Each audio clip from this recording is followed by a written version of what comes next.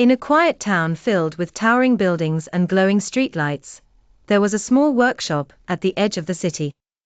Inside, an old inventor named Professor Hugo spent his days building marvelous machines. But his greatest creation was a tiny robot named Rovo. Rovo was no ordinary robot. He was small, no bigger than a loaf of bread, with round, shining eyes and a heart-shaped button in the middle of his chest. Though he could move, talk, and even think, there was one thing he didn't understand: what it meant to be human. Professor, Rovo asked one day, tilting his metallic head, "Why do people laugh? Why do they cry?" The old inventor chuckled. "Ah, my dear Rovo, emotions make us human. Laughter brings joy, tears express sorrow, and kindness connects us all." Rovo's circuits whirred with curiosity. He wanted to understand emotions. He wanted to learn what it truly meant to have a heart. One morning, Professor Hugo placed a small backpack on Rovo's tiny shoulders. "Go explore the town, Rovo. Meet people, watch, listen, and learn." Excited, Rovo set off, rolling down the cobbled streets, observing everything around him. The first person he met was a little girl sitting on a bench, her eyes filled with tears. "Why are you leaking from your eyes?" Rovo asked, confused. The girl sniffled and looked up. "I lost my kitten, Whiskers. I don't know where she went." Rovo's processors clicked. Sadness. This was what sadness looked like.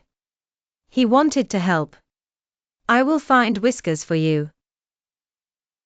Using his advanced sensors, Rovo scanned the surroundings and detected faint paw prints leading toward a small alley. There, curled up in a cozy corner, was Whiskers. Gently, Rovo picked up the tiny kitten and brought her back. The girl's face lit up with joy. "Whiskers! You found her." She hugged her kitten tightly, then wrapped her arms around Rovo. "Thank you so much." A warmth spread through Rovo's circuits. Was this happiness? Was this kindness? Next, Rovo wandered into the town square, where a group of children played. They laughed and ran in circles, chasing each other. Curious, Rovo approached. "What are you doing?" he asked. A boy grinned. "We're playing tag. Wanna try?" "Tag?" Rovo tilted his head. "Just run. If you're touched, you're it and have to chase others."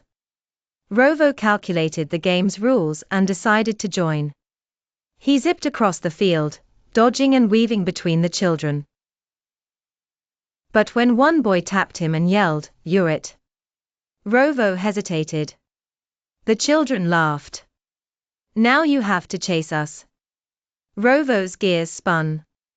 He chased after them, and for the first time, he made a strange beeping sound, his own version of laughter. As the sun began to set, Rovo noticed an elderly woman struggling with her heavy bags.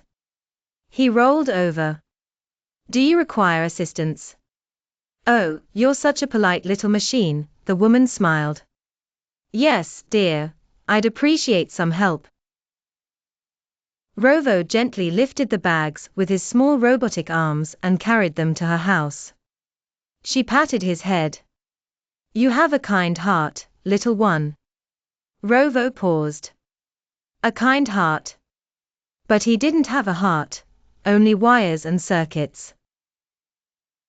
Yet, every time he helped someone, he felt something warm inside him.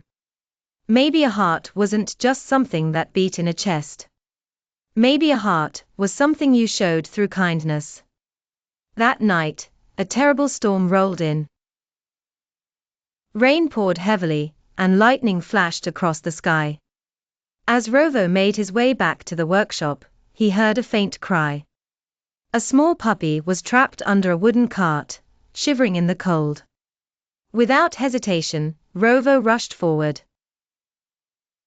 He tried lifting the cart, but it was too heavy. His circuits buzzed, he needed to save the puppy. With every bit of strength in his tiny metal body, Rovo pushed and pushed until, finally, the cart moved just enough for the puppy to escape.